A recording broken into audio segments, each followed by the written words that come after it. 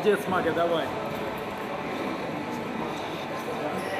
Упражнения на брусьях, опорный прыжок и вольная программа. Десятки юных спортсменов из 4 республик Северного Кавказа соревнуются за звание самого лучшего в своей весовой категории. Хасбулат Исаев вместе с командой приехал из Махачкалы. Мальчику всего 9 лет. Он уже многому научился всего за несколько месяцев. Несмотря на то, что это первые серьезные соревнования в его жизни, сегодня он намерен выложиться на все 100%. Ты сейчас сделал подтягивание на перекладине. Скажи, пожалуйста, вот как их делать правильно, ты уже знаешь? Не шататься с ровными ногами и рывки не делать. Сколько ты сделал подтягиваний? 10. Скажи, для тебя это много или мало? Нормально. Нормально. А ты мог бы больше сделать? А что тебе помешало сделать больше? Мне сказали все. Сказали, хватит, да? Так бы ты сколько сделал? Не знаю. 15, наверное.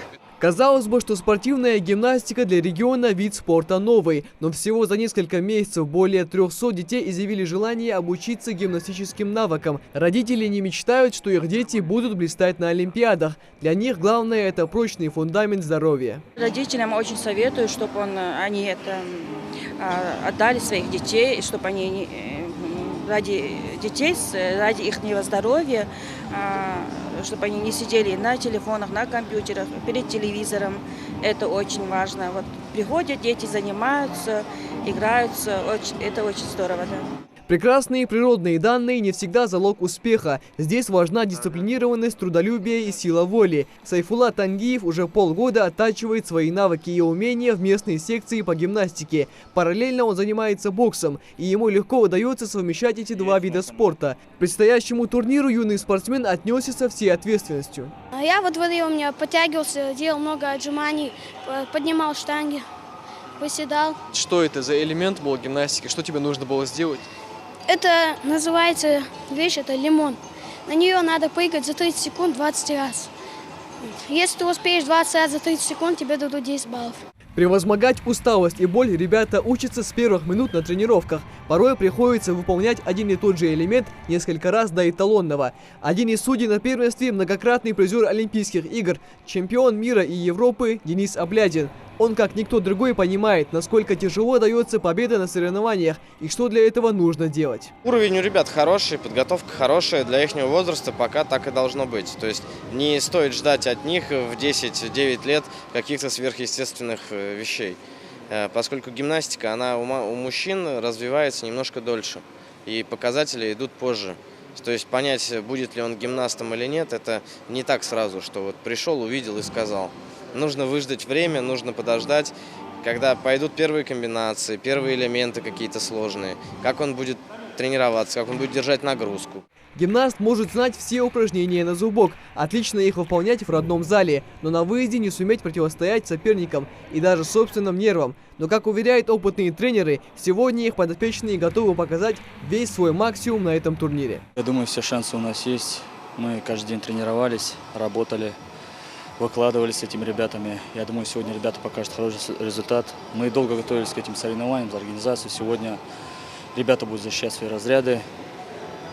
Приехали наши друзья с соседних регионов. Тоже очень хорошие ребята, у них перспективные. Я думаю, будет нелегкая борьба. Ну, иншаллах, надеюсь, мы справимся. Готовились усердно, трудились. Все ребята приехали за медалями, за наградами, поэтому будем надеяться.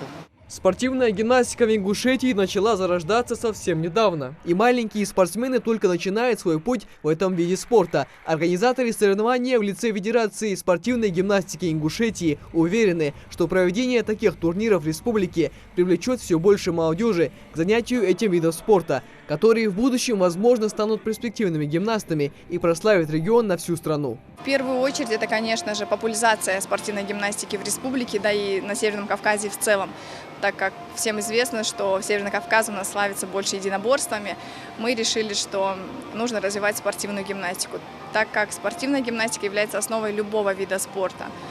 Я думаю, что у нас хорошие результаты, и мы добились за эти 2 года существования нашей школы, нашей федерации вообще спортивной гимнастики, добились хороших результатов, и более 500 детей сегодня занимаются в наших школах.